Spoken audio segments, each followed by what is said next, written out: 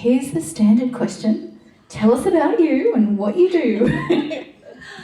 My name is Amanda O'Brien. I'm an artist and designer, and I live here in Maitland.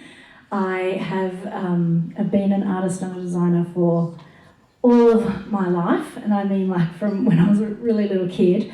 But more importantly, I'm really passionate about other women connecting with their creativity as a state of well-being. I love that. Yeah, we don't kind of think about creativity and well-being in the same kind of context, because mostly we consider that, actually it was very interesting sitting around the table with the blocks.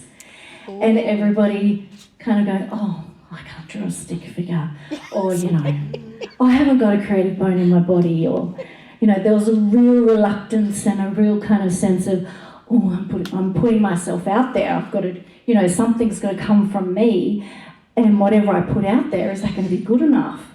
So I see that all the time, and for women, we're just naturally wired for creativity. I mean, our bodies are physiologically made to create. Whether or not we do or not, they're still made that way. And we have incredible juju, ladies, especially if we tap into that part of ourselves, because our major nerves in our body start from, way down where, our lady parts, and they go right up into our brains, and it fires off all of our creativity. And so that then speaks to our well-being. And when we have a sense of well-being and self-care and self-love about ourselves, then we can look after the other people in our lives much better, because we often just put our own needs aside, and we just don't look after ourselves like we should do, and as a result we get sick, or we get really stressed in our businesses. Our life tends to fall apart, our hormones start to take over, we end up in a bit of a spiral. And so connecting with your creativity in whatever way you can, whether or not it's, in really simple everyday ways, it can just be,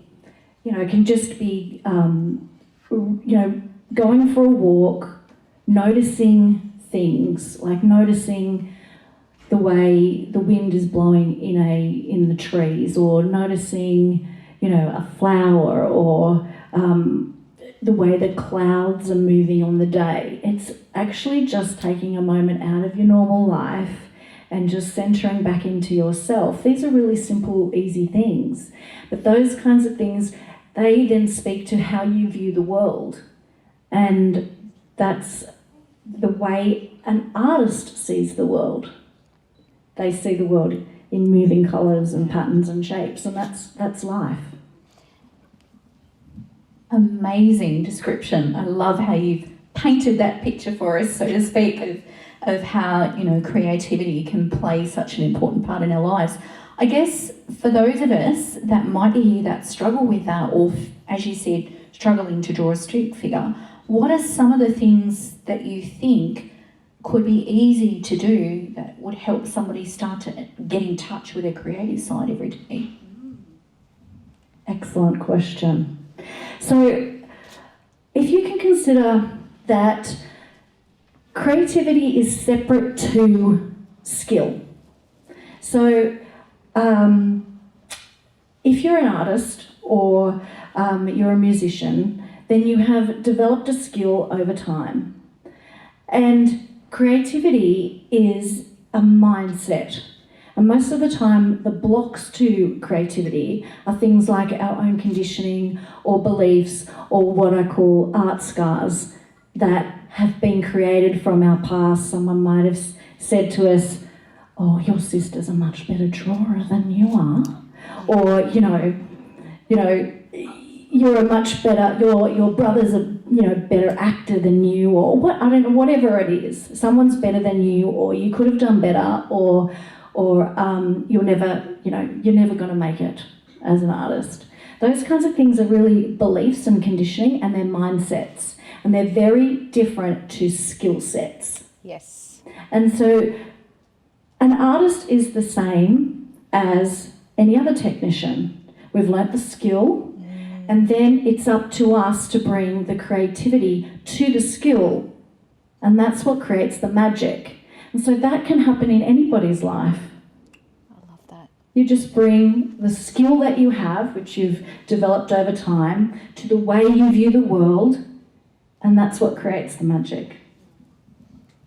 Amanda, thank you for bringing some creative magic to us today. Thank you. How can people follow you and stay in touch? You can follow me at creativequeenbees.com. I'm on Insta, and there's also a brochure on the table today about art picnics that I run at the Lawn Rose Farm. So there's a few of those coming up. Thank you. Thank you so much, Amanda.